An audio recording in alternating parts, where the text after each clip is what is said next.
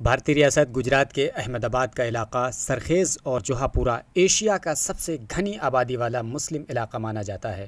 ان علاقوں میں ہزاروں کی تعداد میں طلبہ اسکولز اور کالجز میں تعلیم حاصل کرتے ہیں، لیکن افسوس کہ اتنی بڑی آبادی اور ہزاروں کی تعداد میں تعلیم حاصل کرنے والے طلبہ اور طالبات کے لیے میونسپل کارپوریشن کی جانب سے ایک بھی سرکاری لائبریری دستیاب نہیں ہے۔ اگر ہے بھی تو وہ سرخیز روزہ کمیٹی کی جانب سے بنائی گئی سرخیز روزہ کی ذاتی لائبریری ہے۔ جتنے بھی لوگ بیٹھے ہوئے کمپیٹیٹیو ایگزام کی تیاری کر رہے ہیں، تک کہ آپ دیکھنے جاؤ تو جیسے کہ واسنا کے اندر، پارلے کے اندر آپ جاؤ تو اتنی بڑی بڑی اچھی فیسلٹی والی بکوں کے ساتھ، اچھی بکوں کے ساتھ وہاں پہ لائبریری ہے، ہمارے وہاں ایک بھی نہیں ہے۔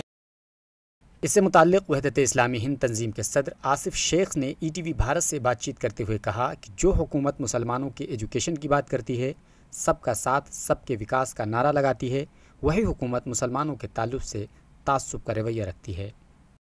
جو سرکار جو ہے مسلمانوں کے ایجوکیشن کی بات کرتی ہے، وہ سب کے وکاس کی بات کرتی ہے، وہ سرکار مسلم علاقوں میں تعصب کی وجہ سے کوئی لائبریری نہیں بنا پا رہی ہے۔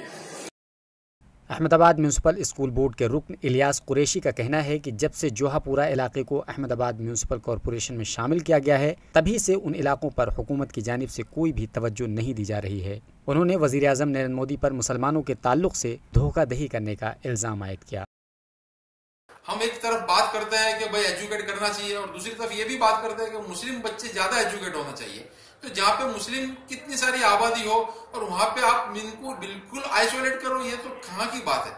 آپ ڈبل سٹینڈرڈ رکھتے ہو۔ میں مودی جی نے کہا تھا کہ ایک ہاتھ میں کمپیوٹر ہونا چاہیے اور ایک ہاتھ میں قرآن ہونا چاہیے، تو کمپیوٹر کی بات ہے تو آپ لائبریری تو بناؤ۔ اب ایسے میں سوال یہ ہے کہ وزیر اعظم نے مسلمانوں کو ایک ہاتھ میں قرآن اور دوسرے ہاتھ میں کمپیوٹر دینے کی بات کہی تھی، تو حکومت اس پر عمل کیوں نہیں کرتی اور مسلم علاقوں کے ساتھ تعصبانہ رویہ کیوں رکھتی ہے؟ احمد آباد سے ای ٹی وی بھارت کے لیے روشن آرا کی رپورٹ۔